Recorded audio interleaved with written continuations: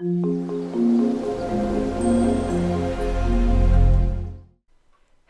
and welcome. I'm Jenny Hall. Thanks for joining me for another card making tutorial. Today I would like to share how I created a tropical scene inside of a large shaker area. If you're new to card making, shaker cards is something that is very attractive and it's not as hard as it looks. I'm stamping with Daisy Lane that is in the new Stampin' Up! Annual Catalog for 2019-2020. I've chosen a very soft and tropical color palette, and I'm going to use some sponge daubers to apply the ink in a very natural way, progressing from the bottom of the page up to the top of the page. You could say that I'm using 4 colors on this project because I want to have white at the top. Starting with mint macaron, using a sponge dauber, I've applied some color with a very light hand to the bottom area of the card. When I start ink blending, sometimes it is very hard for me to get that light hand, so I try to be sure to give myself a little extra space in the paper in order to even out how the blend is going to take place.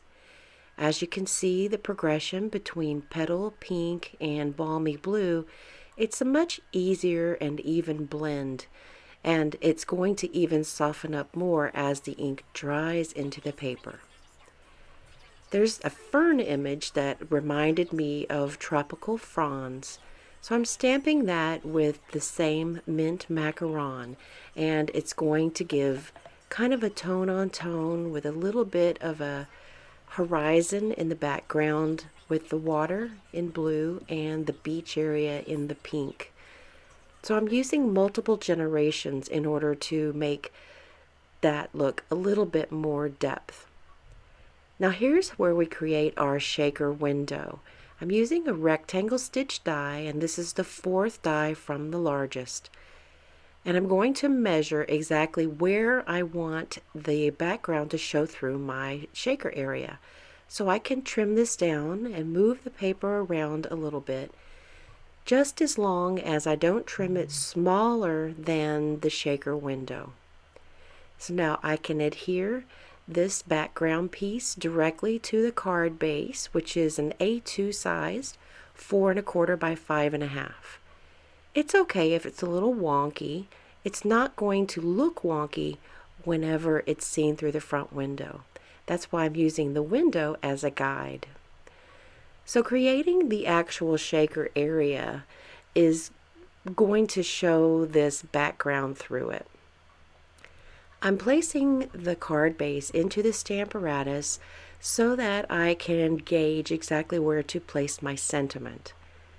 So I'm going to put the little frame area back on there to make sure I don't cover up where that needs to go. And I'm going to stamp this in tuxedo black. Because I'm stamping over an area that has already been inked, there is a strong possibility that I need to multiple stamp, and that's why I'm using the stamp positioner. On to our shaker card. So I'm using a piece of window sheet that will be adhered to the back of the frame area. The only thing that is really important in this step is to make sure that that clear plastic completely covers all 4 sides of the shaker window. Otherwise, we'll have some pieces escape. And likely it's exactly the same method when using the foam adhesive strips.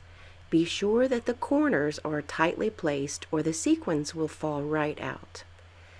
I'm also using the same adhesive because it's the same height around the edges to make sure that the card front has a bit more stability when I place it onto the card base.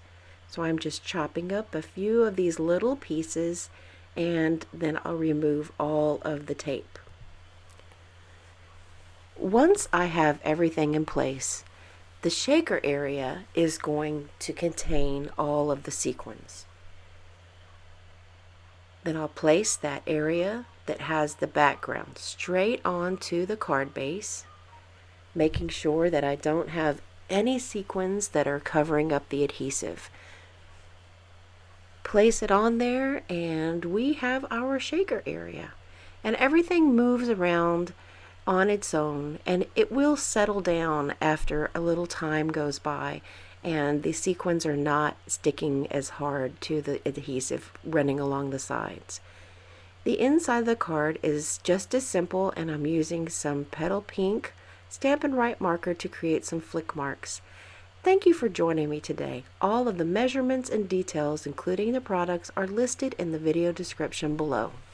Hi, my name is Trip. Thanks for watching the video. See you next time.